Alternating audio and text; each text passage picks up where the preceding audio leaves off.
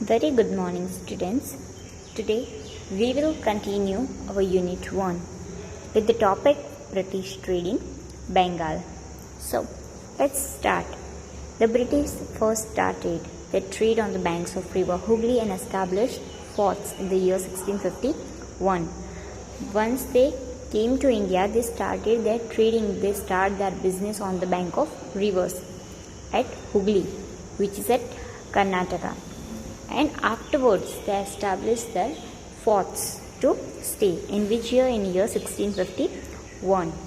Their forts were protected, were garrisoned for the protection of the factory. For the protection of the factory, and they also got the permission from Mughal Emperor that they can trade without paying their annual tax.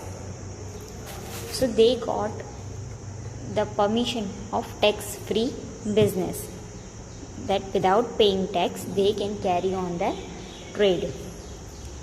This is the picture. From that you can see the ship of Britishers and their fort, that how they were trading. Next, the expansion of British rule between 1757 and 1857 CE. By this time, the East India Company was in race to earn more and more money.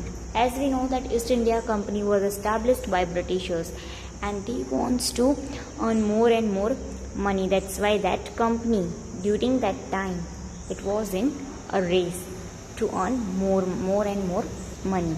And as the order has passed in Bengal that only the company will have given the benefit of tax-free trading. But however, the officers who were engaged in private trade, they have to pay tax compulsory. And as a result, that the income generated from the tax collection in Bengal that reduced, because this East India Company was given permission to trade without paying tax. That's why the income from tax is reduced. And due to that, or we can say as a result, the opposed started by the Nawab of Bengal, who was Murshid Quil Khan. So this dispute kept on occurring again and again because there was low income from tax. So obviously when there is no money, there is quarrel. So it was the reduction in their income was occurring again and again. That's why the disputes start going on. And during that time, Ali Vardi Khan, so after Ali Vardi Khan, his son took charge. So this disputes was happening at the time of Ali Vardi Khan. And after Ali Vardi Khan, his son Siraj Uddaul has given charge. He also got involved into a major battle with the Britishers. Now let's study about the battles which take place in Plassey and Boxer. Siraj Uddaul, who was the son of Ali Vardi Khan. So now he became Nawab of Bengal in the year 1756. He had forced effect of the British, that the Britishers will help the competitors of Siraj Uddaul by conspiring or by making a plan against him, so that he could not remain on the throne of Bengal. And due to that, there were the frequent conflicts, means disputes, quarrels with the British merchant, that you have to pay tax, and that merchants were saying that we will not pay tax. So the quarrel was happening between them. And when the British merchant failed, that they say that we are not going to pay tax, then and that tax is applicable to our Indian merchants and British merchants both. But British merchant says that we are not going to pay any single rupee as a tax.